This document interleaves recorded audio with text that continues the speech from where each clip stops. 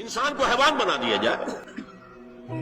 ایک کتے کو شہوت ہے جو کتیا مل جائے، چاہے اس کی ماں ہو چاہے اس کی بیٹی ہو، اس سے اس کو استفادہ کر لے گا. یہ انسانوں نے کیا قدریں لگا رکھی ہے؟ ماں، بیٹی، بہن، بیوی، کیا فرق ہے ان میں؟ عورت ہے وہ بھی عورت ہے، یہ بھی عورت ہے. اور خاندانی نظام کی جڑیں کھود ڈالی جائیں، گویا کہ انسان حیوان بن جائے. اور یہ نوٹ کر لیجئے پلیز کہ یہود کی جو ایک تو کتاب ہے تورات، ایک ہے تالمود. تالمود ان کی فقہ کی کتاب ہے. تالمود کی تعلیم یہ ہے کہ یہ باقی جتنے انسان ہیں، اصل انسان تو صرف ہم یہودی ہیں، یہ باقی جتنے انسان ہیں گوئمز، اور ان کے لیے دوسرا لفظ ہے جینٹائلز، یہ اصل میں انسان نما حیوان ہے. انسان نما حیوان. اور جبکہ انسان کا حق ہے حیوان کو استعمال کرنا، ایکسپلائٹ کرنا. گھوڑے کو ٹانگے میں بگی میں باندھتے ہیں کہ نہیں، اور بیل کو آپ اپنے ہل میں جوتتے ہیں. اسی طرح ہمارا حق ہے تمام انسانوں کو ان کا خون چوسنا، انہیں ایکسپلائٹ کرنا، انہیں استعمال کرنا. اور اس کے لیے بہترین طریقہ یہ ہے کہ انہیں واقعتاً حیوان بنا دیا جائے، انسانی اقدار ان سے چھین لی جائے. حیوان بنیں گے تو پھر کام کریں گے ہماری مرضی کے مطابق.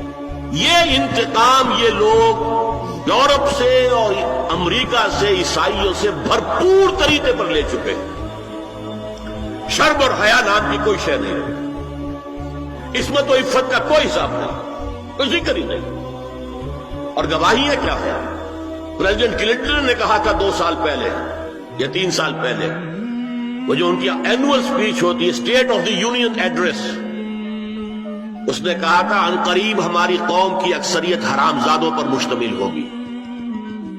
یہ حرامزادے کا لفظ میں نے ترجمہ کیا ہے born without any wedlock. ایک تو ہوتا ہے ایک مرد اور عورت کی شادی ہوئی ہے، نکاح ہوا ہے، پھیرے پڑے، کچھ بھی ہوا ہے، لیکن اعلانیہ طور پر وہ اب شوہر اور بیوی کی حیثیت سے ہے، تو ان کی اولاد ہو رہی ہے، جائز اولاد ہے. ایک بغیر شادی کی اولاد ہو رہی ہے تو یہ حرامی ہے، حرامزادے ہیں. انہوں نے کہا کہ ہماری قوم کی اکثریت حرامزادوں پر مشتمل ہے. ہومو سیکسولیٹی، لیسبینز، گیز، اور بالکل ڈکلیئر کرتے ہیں. پادری ڈکلیئر کرتا میں گے ہوں، سینیٹر ڈکلیئر کرتا میں گے ہوں. انہیں کوئی شرم ہی نہیں، اس کے اندر کوئی حجاب نہیں، اعتراف کرنے کے اندر کہیں بھی کسی طرح کی رکاوٹ نہیں، ہچکچاہٹ ہی نہیں. جنسی لذت ہر طریقے سے حاصل کی جا سکتی.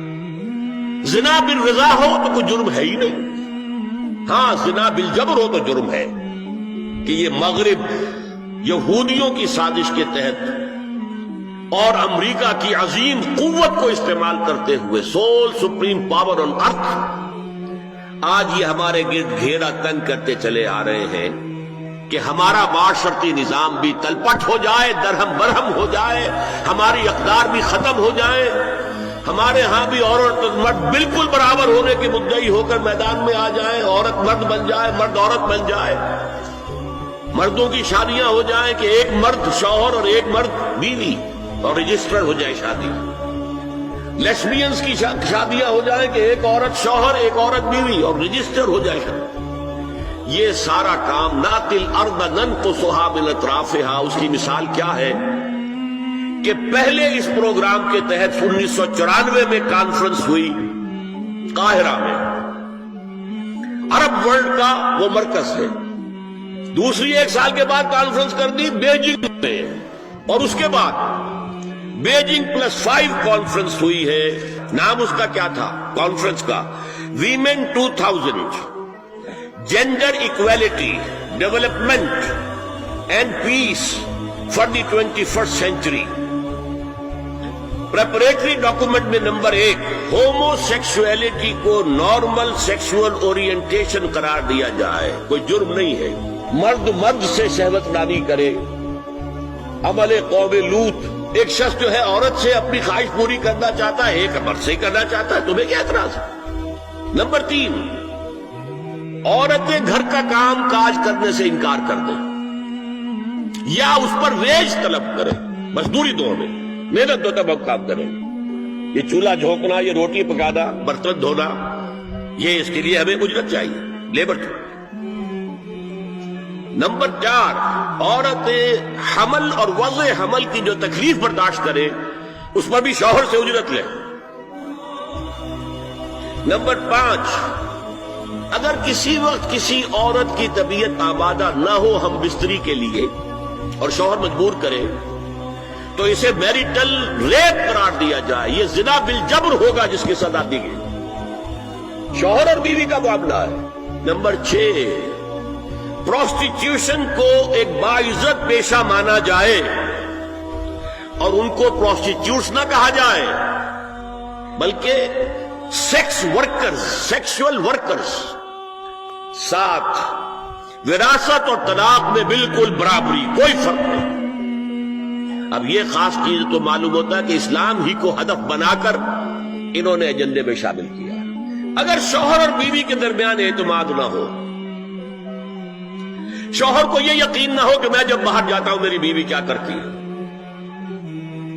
اور بیویوں کو یہ یقین نہ ہو کہ میرا شوہر جب باہر جاتا ہے تو کیا کرتا ہے، اگر بد اعتمادی ہو جائے، اگر شوہر کی نگاہ میں کوئی اور عورت جو ہے وہ آ گئی ہے، کھب گئی ہے، اب اس کی توجہ اپنی بیوی پر سے ہٹ جائے، اسے خواب میں وہی آئے گا، یہ بانڈ آف لو کمزور ہو گیا۔